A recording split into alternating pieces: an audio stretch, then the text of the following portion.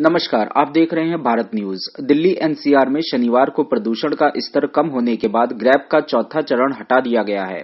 केंद्र सरकार ने बढ़ते हुए प्रदूषण को देखते हुए ग्रैब के अंतिम चरण यानी चौथे चरण को लागू किया था। राजधानी दिल्ली में धीरे धीरे ही सही लेकिन अब दिल्ली की हवा सुधरने लगी है। इसे देखते हुए commission for air quality management ने ग्रैब 4 चरण को वापस ले लिया है। हालांकि आयोग ने कहा कि ग्रैब 1 से ग्रैब 3 के तहत आने वाली सारी पाबंदियां पहले की तरह लागू रहेंगी। वायु गुणवत्ता प्रबंधन आयोग ने बताया कि हवा की गुणवत्ता की समीक्षा की जाएगी, जिसके बाद ही आगे का निर्णय लिया जाएगा। अभी दिल्ली की हवा 206 AQI के साथ बहुत खराब श्रेणी में बनी हुई है। दिल्ली पुलिस दिन भर ग्रैब 4 नियमों का पालन कराने के लिए गाड़ियों को चेक कर रही है और जिन लोगों की गाड़ियां BS4 की हैं और दिल्ली सड़क पर घूम रही हैं, उनका 20,000 का चालान भी किया गया। ग्रेड रेस्पॉन्स एक्शन प्लान 4 के तहत दिल्ली में BS3 पेट्रोल और BS4 डीजल गाड़ियों को बैन कर दिया गया है। दिल्ली की सीमा के बाहर हजारों की संख्या में वह ट्रक खड़े हैं जो BS4 डीजल के हैं। वे सभी ट्रक दिल्ली में नहीं घुस पा रहे हैं क्योंकि ये बैन किए गए हैं।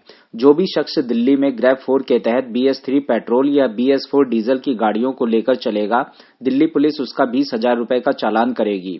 दिल्ली के तमाम इलाकों में ट्रैफिक पुलिस सड़क पर चल रही गाड़ियों को चेक कर रही है और नियम तोड़ने पर उनका चालान कर रही है। ITO इलाके में भी पुलिस दिन भर ग्रैब 4 नियमों का पालन कराने के लिए गाड़ियों को चेक कर रही है और जिन लोगों की गाड़ियां BS4 की हैं और दिल्ली की सड़क पर घूम रही हैं, उनका 20,000 का चालान भी किया गया। नई दिल्ली में गाड़ियों से हो रहे प्रदूषण की रोकथाम के लिए परिवहन विभाग और ट्रैफिक पुलिस अलर्ट पर है। PUCC न होने पर दिल्ली में कुछ दिनों में 28,471 वाहनों का चालान काटा गया और 28 करोड़ 47 लाख से अधिक की वसूली की गई। इसी महीने की 5 तारीख को हवा की गुणवत्ता को देखते हुए ग्रैब 4 नियम को लागू किया गया था, जिसे अब हवा में सुधार के बाद हटा लिया गया है। ग्रैब 3 में भी निजी निर्माण पर रोक है। हालांकि फ्लाईओवर और सड़कों से जुड़े काम हो सकेंगे। आयोग ने अपने आदेश में बताया कि ग्रैब के तहत कार्रवाई करने के लिए उप समिति ने अपनी पिछली बैठकों में क्रमशः 6 अक्टूबर 2023, 21 अक्टूबर 2023, 2 नवंबर 2023 और 5 नवंबर 2023 को ग्रैब के चरण 1, चरण 2, चरण 3 और चरण 4 के तहत कार्रवाई की थी। ग्रैब 3 में क्या क्या बंद रहेगा, आइए इसके बारे में बताते हैं।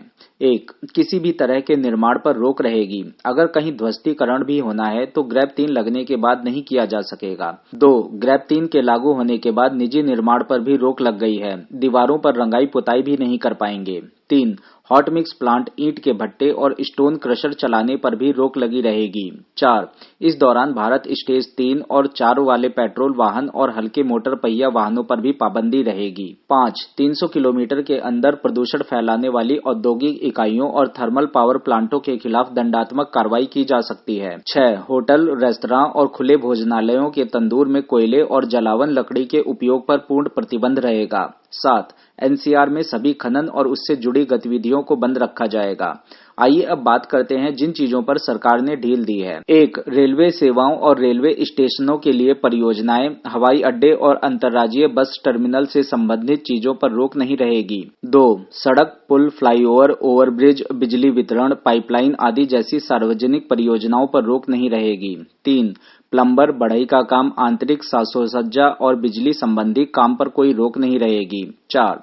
सफाई से जुड़े प्रोजेक्ट आदि काम जारी रहेंगे। 5. दूध, डेयरी और जीवन रक्षक चिकित्सा उपकरण, औषधियों और दवाओं के निर्माण में शामिल लोगों को प्रतिबंधों से छूट दी गई है। आने वाले दिनों में क्या दिल्ली का प्रदूषण कम हो पाएगा? कमेंट करके हमें अवश्य बताएं। हमारे इस वीडियो को लाइक करें और चैनल को सब्सक्राइब करें।